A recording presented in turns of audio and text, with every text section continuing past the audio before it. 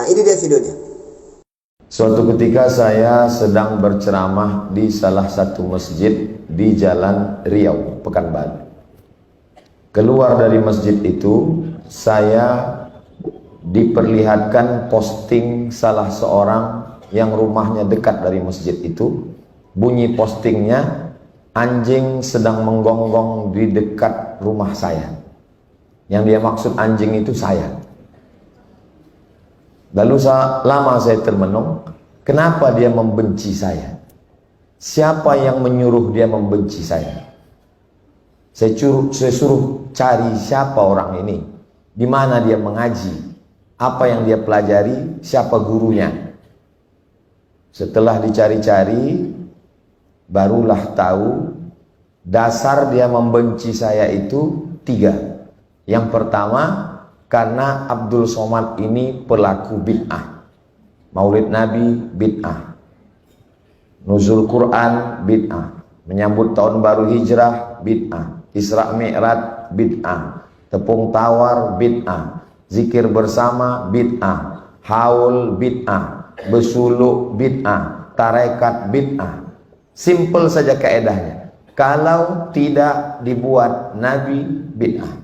Abdul Somad adalah pelaku bid'ah, maka berarti dia dhalalah dan dia finnar.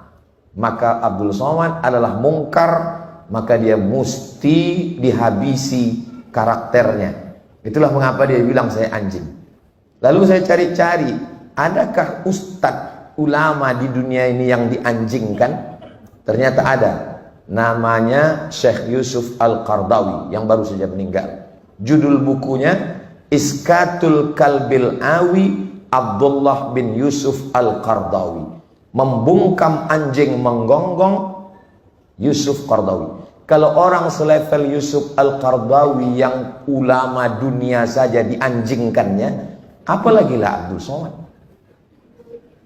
Kalau preman menganjingkan saya, itu biasa. Tapi kalau orang mengaji ke masjid, berarti itu keyakinan.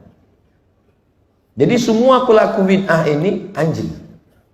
Itu akar yang pertama. Akar yang kedua, bahwa orang yang bertawassul itu musyrik. Sedangkan saya kalau berdoa bertawassul dulu.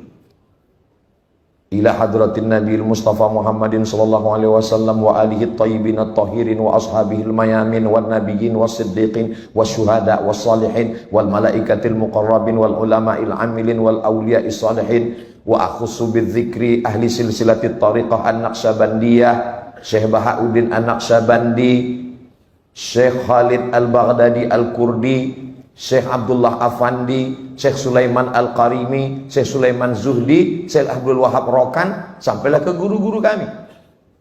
Komplitlah sudah, pelaku bid'ah dan musyrik. Tinggal satu lagi, kafir.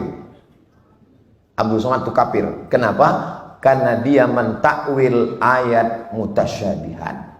Ar-Rahman 'alal arsyistawa mesti difahami al-julus wal istiqrar.